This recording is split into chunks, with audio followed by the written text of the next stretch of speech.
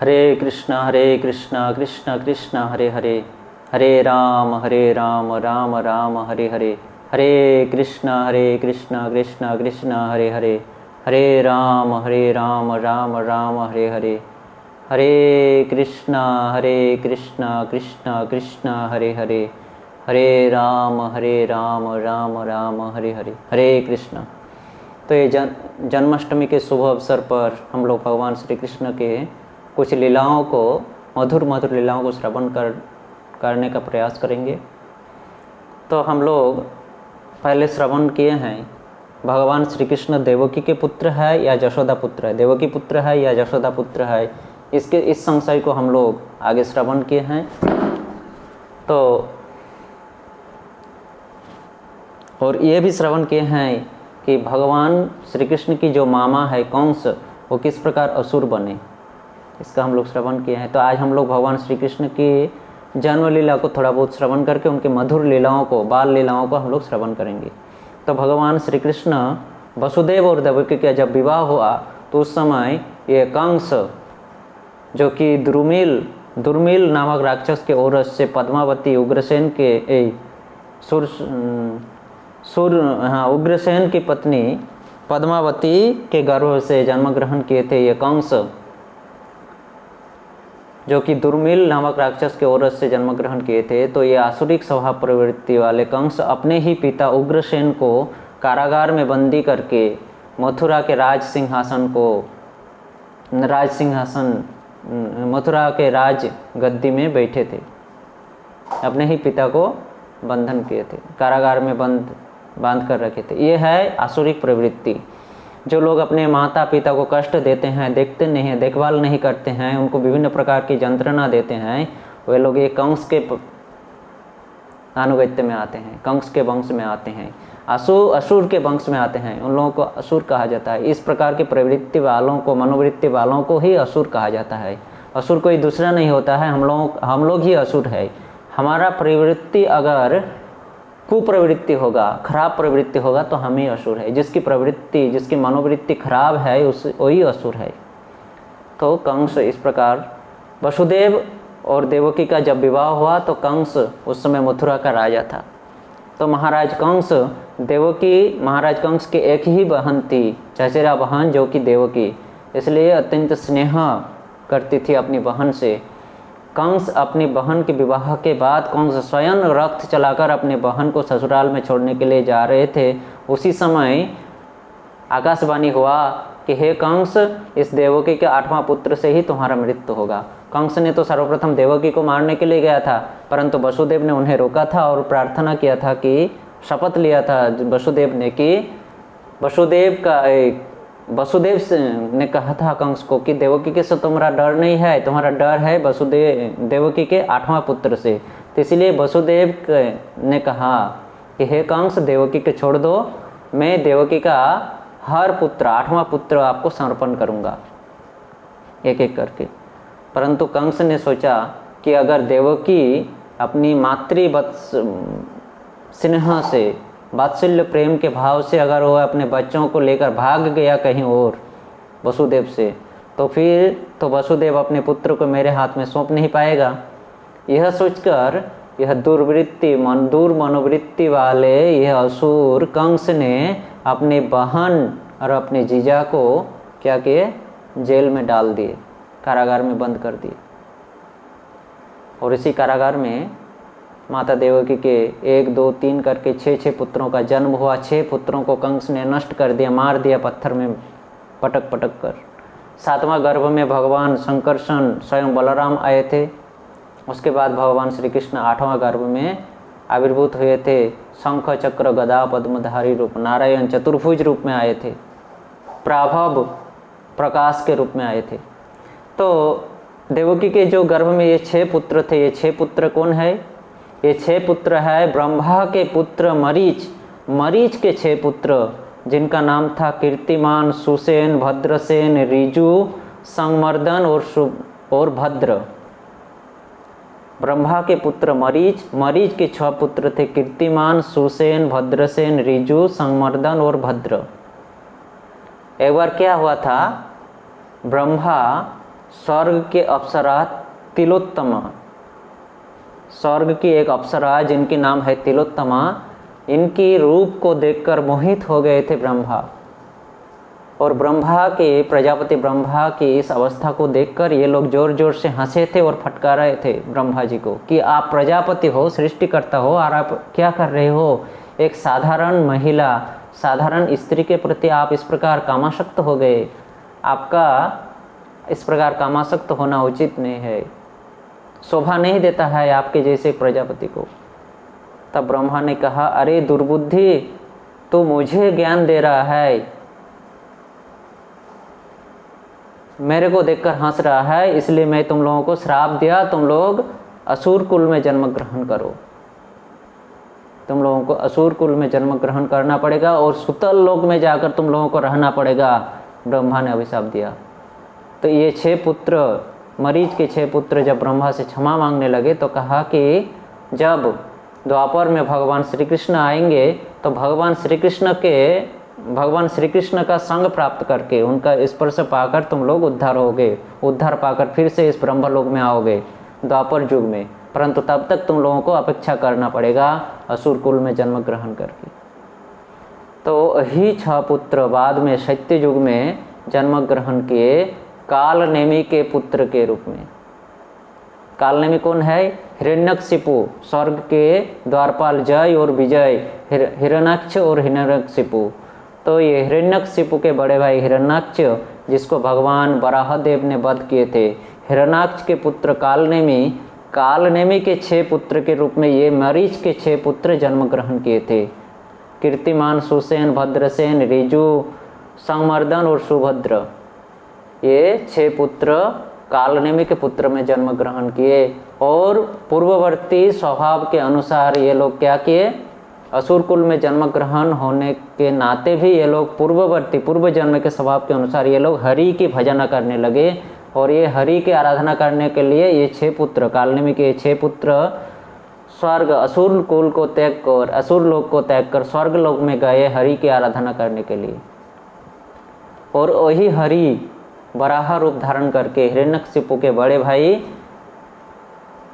हिरण्याक्ष का वध किए थे। हिरण्यकशिपु अत्यंत क्रोधित थे उसके प्रति, विष्णु के प्रति। हिरण्यकशिपु ने जब देखा कि उनके ये पोते यानी कालनेमि के 6 पुत्र हरि की आराधना कर रहा है जो कि मेरा शत्रु है, तो हिरण्यकशिपु ने उन लोगों को फिर से श्राप दिए। एक बार तो ब्रह्मा ने श्राप दिए, फिर हिरण्यकशिपु श्राप दे रहे हैं कि मेरे शत्रु की आराधना कर रहे हो, इसलिए मैं श्राप दे रहा हूँ, तुम लोग अपने ही पिता के हाथ में मारे जाओगे।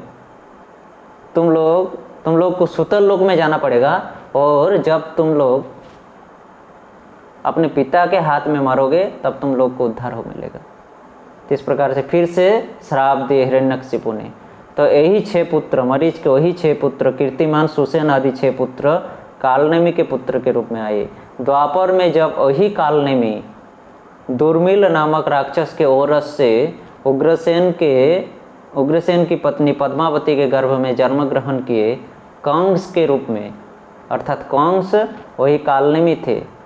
वही कालनेमि जब कंस के रूप में आए भगवान श्री कृष्ण के द्वापर युग की लीला में, तो ये 6 पुत्र देवकी के गर्भ में आकर जन्म ग्रहण किए एक एक करके। कीर्तिमान, सुसेन, भद्रसेन आदि 6 पुत्र, मरीच के ये कीर्तिमान, सुसेन, भद्रसेन ये 6 पुत्र एक एक करके देवकी के गर्भ में जन्म ग्रहण किए।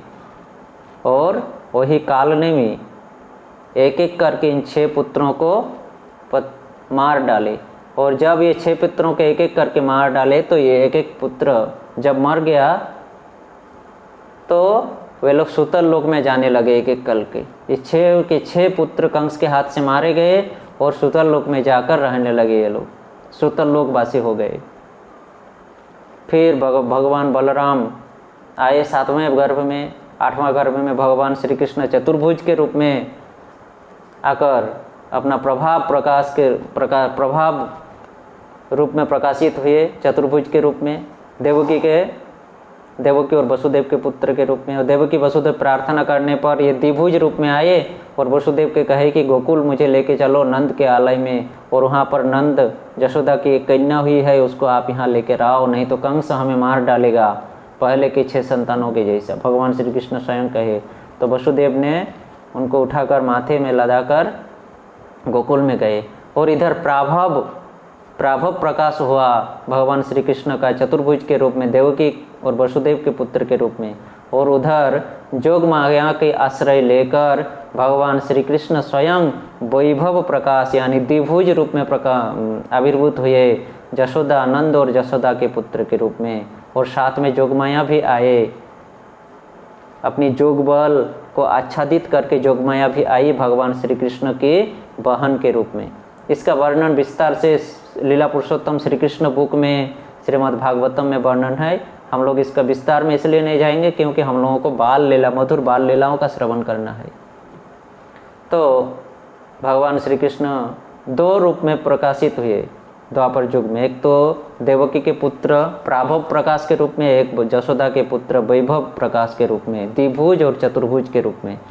तो वसुदेव जब नंद महाराज के घर में आकर ये अपने पुत्र को रखे और वो कन्या रूपी संतान को लेकर जब निकल गए गोकुल से, तब भगवान श्री कृष्ण ये चतुर्भुज कृष्ण और द्विभुज कृष्ण दोनों एक हो गए, यानी प्राभव प्रकाश, भगवान के प्राभव प्रकाश और वैभव प्रकाश दोनों एक साथ मिलित हुए और जोर जोर से आवाज़ करने लगे, वहाँ वहाँ करके। कहा जाता है कि भगवान श्री कृष्ण उस समय रोए थे वहाँ वहाँ करके सबको, और सबको पता चला था कि यशोदा की पुत्र हुई।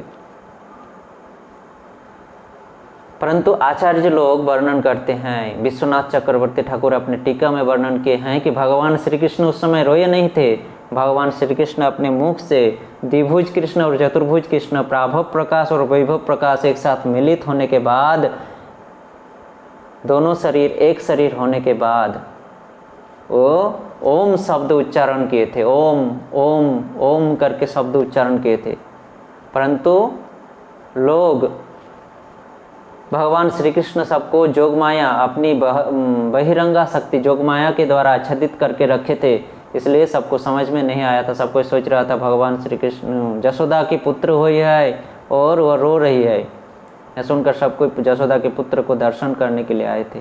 तो इस प्रकार से भगवान श्री कृष्ण जन्म ग्रहण किए देवकी पुत्र और यशोदा पुत्र के रूप में। भाद्र महीना कृष्ण पक्ष अष्टमी तिथि रोहिणी नक्षत्र रात्रि 12 बजे, कोई कहते हैं बुधवार, कोई कहते हैं बृहस्पतिवार, क्योंकि रात्रि 12 बजे वे आविर्भूत हुए थे। भाद्र महीना कृष्ण पक्ष अष्टमी तिथि रोहिणी नक्षत्र, इस प्रकार से भगवान आविर्भूत हुए। दूसरे दिन नंद महाराज बहुत ही धूमधाम से नंदोत्सव मनाए भगवान श्री कृष्ण के आविर्भाव तिथि के दिन। तो इस प्रकार इस तिथि के दिन भगवान आए थे, इसलिए इस अष्टमी तिथि को जन्म अष्टमी कहा जाता है, जन्माष्टमी तिथि। तो द्वापर युग में भगवान इस तिथि में आए थे। और दूसरे दिन नंद महोत्सव, नंद महाराज महोत्सव किए थे, जिसको नंद महोत्सव कहा जाता है। और भगवान श्री कृष्ण आए थे द्वापर युग में कंस को उद्धार करने के लिए। और भगवान श्री कृष्ण हम जैसे कंसों को, इस कलियुग के कंसों को उद्धार करने के लिए भगवान श्री कृष्ण अपने ही जन्म लीला के दूसरे दिन अपने ही सेनापति भक्त हमारे परम गुरुदेव श्रील अभय चरणारविंद भक्ति वेदांत स्वामी श्रील प्रभुपाद को भेजते हैं इस पृथ्वी में, हम जैसे इस कलियुग के असुरों को, कलियुग के कंसों को उद्धार करने के लिए। तो इसलिए हम सबों का कर्तव्य है भगवान श्री कृष्ण की सेनापति भक्त श्रील प्रभुपाद के चरणों का आश्रय ग्रहण करना। तो विश्वनाथ चक्रवर्ती पाद ने यहाँ पर टीका में वर्णन करते हैं भगवान श्री कृष्ण के पहले देवकी के 6 पुत्र जो थे, मरीच के वे 6 पुत्र, कीर्तिमान, सुसेन, भद्रसेन इत्यादि, वो 6 पुत्र असलियत में कौन है? ने यहाँ पर विश्वनाथ चक्रवर्ती पाद अपने टीका में वर्णन किए हैं कि ये कालनेमी के पुत्र थे। कंस, कालनेमी के रूप में कंस आए थे। तो वो कालनेमी जो है, यहाँ पर विश्वनाथ चक्रवर्ती ने कालनेमी के हमारे मन को कालनेमी के साथ वर्णन किया है। हमारा जो ये मन है, विश्वनाथ चक्रवर्ती पाद कह रहे हैं, यह कालनेमी का स्वरूप है। और ये कालनेमी के 6 पुत्र है, काम, क्रोध, लोभ, मोह, मद और मात्सर्य। हमारा मन कौन है? विश्वनाथ चक्रवर्ती पाद कहते हैं कि हमारा मन कालनेमी है, कालनेमी का स्वरूप है। और कालनेमी के जो 6 पुत्र थे जो कि देवकी के गर्भ में आए थे, वो 6 पुत्र हमारे मन रूपी कालनेमी का 6 पुत्र है, काम, क्रोध, लोभ, मोह, मद और मात्सर्य। हमारे हृदय में यह कालनेमी का 6 पुत्र जब तक निवास करेगा तब तक हमारे हृदय में भगवान श्री कृष्ण नहीं आएंगे। इसलिए जब तक हमारे हृदय से ये 6 पुत्र को हम नष्ट नहीं कर सकते हैं तब तक भगवान श्री कृष्ण का जो भक्ति है, प्रेम भक्ति, उसको हम लोग लाभ नहीं प्राप्त नहीं कर सकते हैं। इसलिए ये 6 पुत्र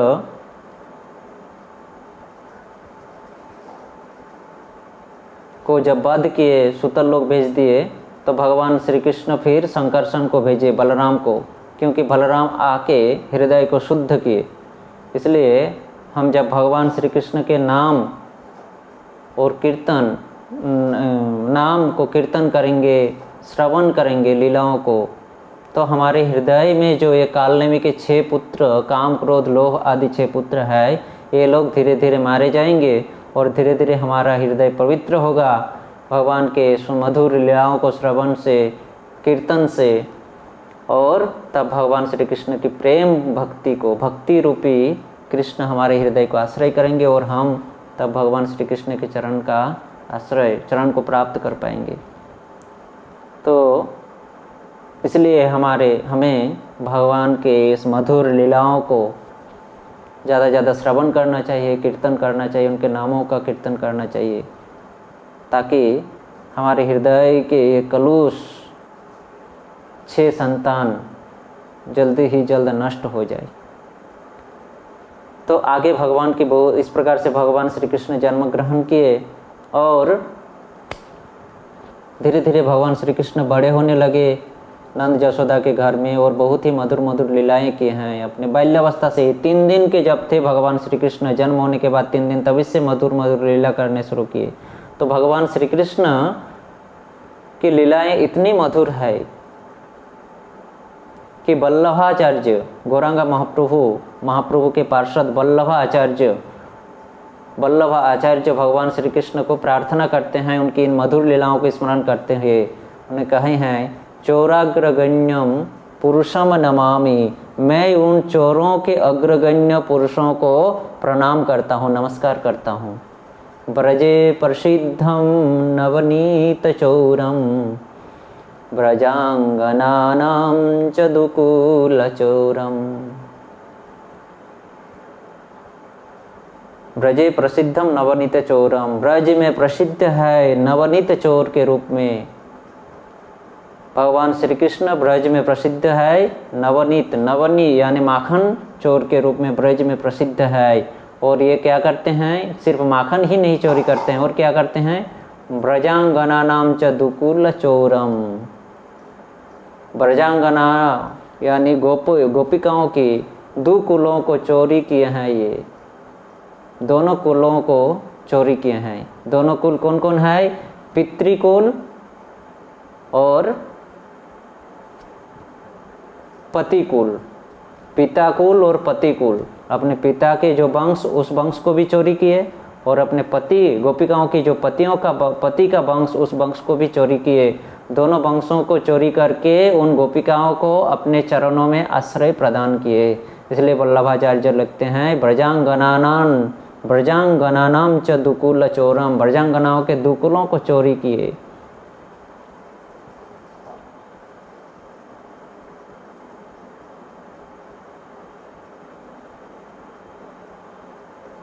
पदाश्रितानां च समस्त चोरम, उनके पदों को जो आश्रय ग्रहण करता है वो उनके सब कुछ चोरी कर लेता है।